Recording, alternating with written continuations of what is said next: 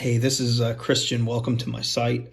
Thanks for watching. This is a review of some Claymore Castings metal miniatures for the early 100 Years of War.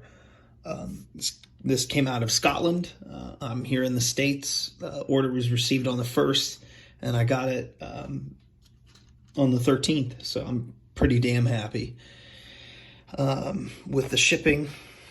This is what came, and we'll unbox it. This is typically, I've ordered from Claymore before and had a great experience. David and his wife Arlene, they run a small, relatively young in the casting business. And this is how your miniatures will come packed if you order from them. So let's get these out on the table and we'll take a look at some of these individually.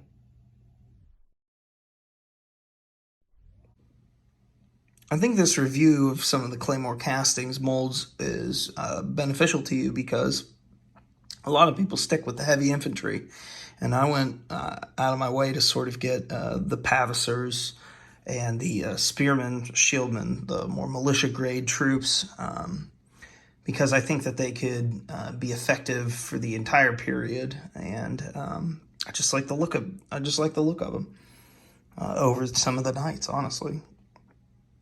But this is the new OT23 that just came out, which I think is an excellent addition to the range. These are mounted sort of men-at-arms or lower class knights, or they could be high class knights in the beginning of the period. Really, it's however you'd want to play. What dates the model is the addition of the adelays, which are these shoulder pieces. They're not pauldrons, they're not meant to be armor, but they're meant to show off the heraldry of the mounted warrior, the knight. Please don't decapitate me if you've captured me. My daddy has money.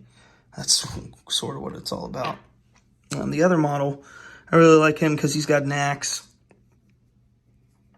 And I think axes were way better, way more used than the traditional Hollywood trope of everybody has a sword in the air. I don't know that swords were as effective as what Hollywood has made them. That's just my opinion. And I really like this horse because not only did it have the full comparison, this full covering on the horse, which I think will decorate greatly, but this horse looks like it is ready to get the hell out of Dodge, either going towards the enemy or going away from the enemy. So really I like the OT23.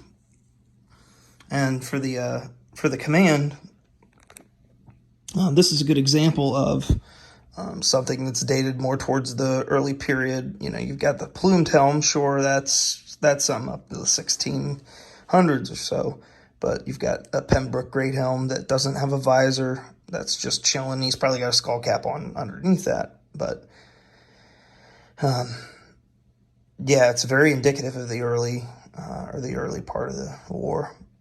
This two-hander has got this giant cross guard on it, which I think is pretty cool. And again, he's got the adelays. But my favorite model from this OT50 is this standard bearer here. Let me show you him. I think he's just absolutely gorgeous. And I can't wait to paint this guy. The helmet is what I like about it. It's a skull cap sort of helmet, but it's very decorated. It's embellished. I'm going to turn over to one of the best books ever for the genre. And this is sort of the inspirations. Sir Thomas Daniel, his effigy. He's the sandwich knight. It's really cool. But then we're going to the more city guard, militia grade, town guard for OT19. There's not a lot of mail on these guys. Really, it's whatever you could muster in that time, right? And if you were poor, bully on you. So you got basic kettle helms and skull caps and but they still had the tunic, and they probably had a shield. And going in OT43, you've got more heavily armored, middle class burgher troops, maybe semi-professional spearmen. So this guy looks like he's got a coat of plates over top of his mail. So this is some heavy infantry for the age. And he's got cased greaves, for Christ's sake. So he's got a clasp on the back of his on the back of where his calf is. So he's fully armored on the bottom.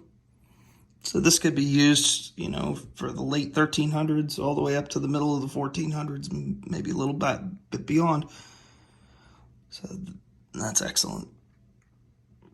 I really like those sort of teardrop pauldrons as well on his shoulders. This guy is my favorite from that OT43. He looks like he's seen it all. And he's just kind of waiting, like, dude, if you're going to attack. Like, I need to really get a drink. I've been on guard shift for way too long. And he's depicted at the Claymore Castings website as just leaning over his Pavis shield. I think that's great. And coming down to OT55.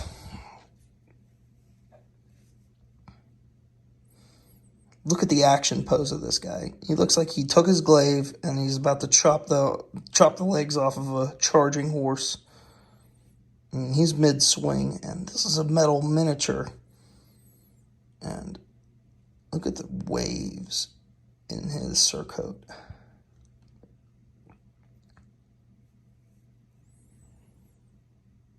Look at the waves in the pack. The pack is flapping around his little man satchel. It's excellent. But one of my critiques about this whole range here that I've bought is I'm a new wargamer, and I haven't really based that many models. So unless you base these, they're going to fall right down. And I've got a whole cabinet of other models that not a one of them are based.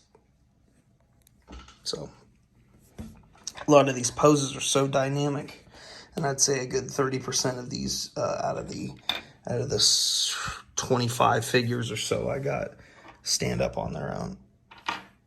That's okay. We'll get to them. There's the OT54. And look at this. He's in the thick of battle. I mean, he's screaming.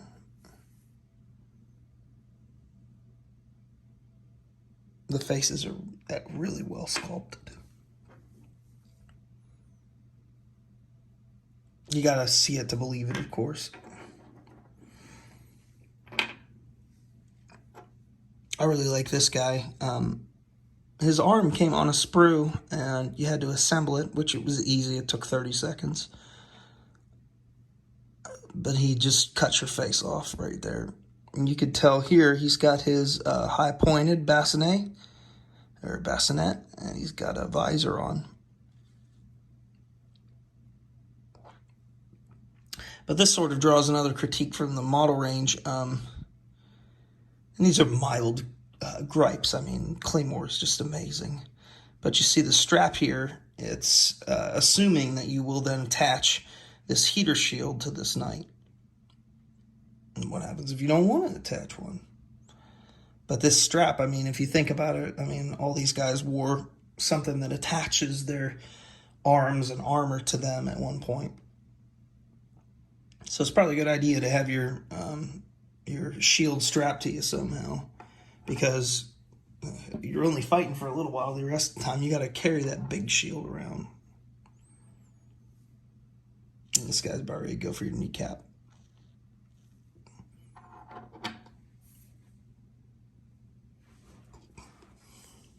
An OT45.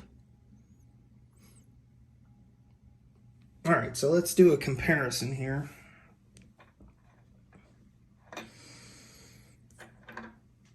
Here's a kettle-helmed man from Claymore, Perry, and then antediluvian miniatures. I just I just reviewed him not too long ago. I think that's another absolutely excellent company. And here's the three of them side by each. And these men will absolutely work in the Army, and I cannot wait to get them all beside each other and painted up in the next 40 years when I'm done with all my minis. Any of these companies, but I mean, especially Claymore, in my opinion, will add variety, spice to any of your globs of units. There's not a lot of samey things on these models. I mean, they're all just very unique and very special, and will be a great addition, I think, to any of your armies in the future. So the pros, they're newer casts. They're a breeze to clean up. I've already painted a few of the Claymore Castings miniatures. They're just an absolute joy to paint. They look amazing. You know, just the best ever.